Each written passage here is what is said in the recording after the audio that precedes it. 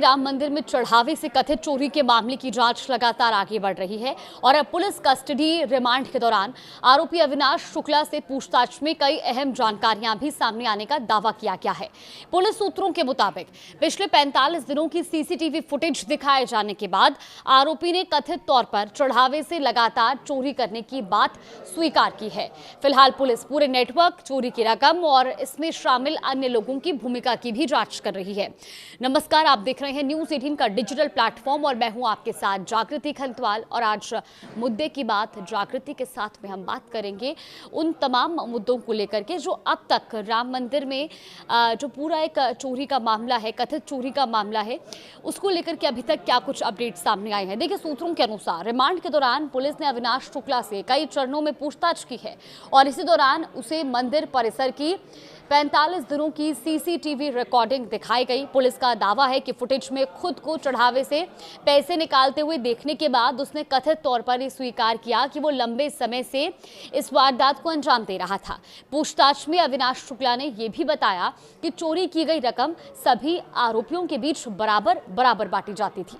हालांकि उसके मुताबिक कई बार कुछ लोग ज्यादा रकम भी ले जाते थे। उसने ये भी दावा किया कि पूरे खेल में टिन्नू का दबदबा बना रहता था। अब पुलिस सूत्रों के अनुसार अविनाश ने पूछताछ में बताया कि चोरी के पैसों से उसने कार खरीदी, गांव में घर बनवाया और अपने भाई को भी एक बड़ी रकम दी। उसका यह भी कहना है कि टिन्नू और सुभाष की कथित मिली भगत के चलते उन्हें पकड़े जाने का डर नहीं था। अविनाश के मुताबिक टिन्नू हमेशा कहता था कि कुछ नहीं होगा और सीसीटीवी फुटेज डिलीट कर दिए जाएंगे, क्योंकि निगरानी की जिम्मेदारी टिन्नू के पास थी और इसीलिए किसी सुरक्षा कर्मी या अन्य कर्मचारी ने उसे कभी नहीं रोका। अब इसी भरोसे के कारण आरोपी लंबे समय तक बेखौफ होकर चढ़ावे की रकम निकालते रहे। जांच में एक और बड़ा दावा सामने आया है। देखिए, सूत्रों के मुताबिक चोरी की करतूत छिपाने के लिए आरोपियों ने कई बार सीसीटीवी सिस्टम से छेड़छाड़ भी की है।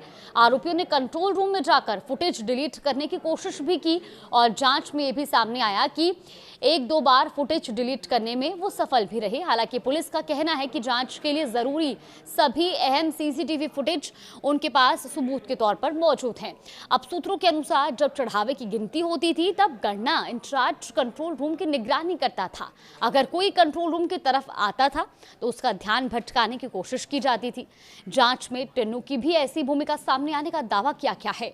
पुलिस का कहना है कि आरोपी लगातार इस कोशिश में रहते थे कि उनकी कथित साजिश का खुलासा ना हो। पूछताछ में चोरी की रकम के इस्तेमाल को लेकर भी अहम जानकारी सामने आई है। पुलिस के अनुसार अविनाश ने बताया कि चोरी के पैसों से एक ब्रेजा कार खरीदी गई थी, लेकिन ये कार उसने अपने नाम पर नहीं बल्कि अपने भाई अभिषेक के नाम पर खरीदी। पूछताछ में उसने कथित तौर पर बताया कि उसका भाई सरकारी शिक्षक है और उसके नाम पर वाहन खरीदने से किसी को संदेह नहीं होगा। सूत्रों का यह भी कहना है कि जैसे ही चढ़ावा चोरी का मामला सामने आने लगा, ब्रेजा कार को तुरंत प्रतापगढ़ स्थित घर भेज दिया गया।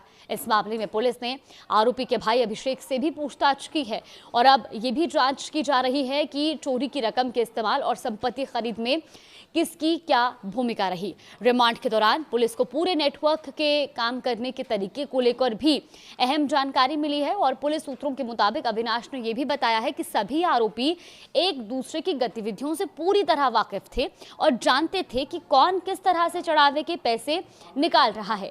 इतना ही नहीं, कथित चोरी की घटनाओं के बाद सभी आरोपी आपस में मुलाकात भी करते थे।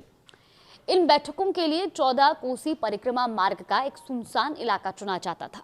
पुलिस का कहना है कि इन बैठकों में अनुकल्प मिश्रा, लवकुश मिश्रा, रमाशंकर मिश्रा समेत कई लोग शामिल थे और सभी 6 आरोपी इसमें शामिल रहते थे। बाद में टिन्नू यादव का भतीजा भी इन बैठकों का हिस्सा बनने लगा था।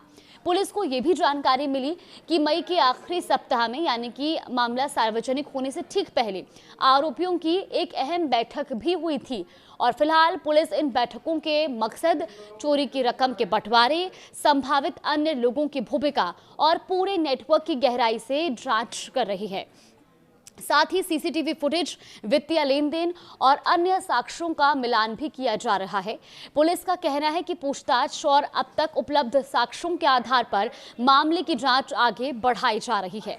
यानी इस पूरे मामले में अब जांच का दायरा लगातार बढ़ रहा है और पुलिस हर उस कड़ी को जोड़ने की कोशिश कर रही है जो कथित तौर पर चढ़ावा चोरी के इस पूरे नेटवर्क तक पहुंच जाती थी।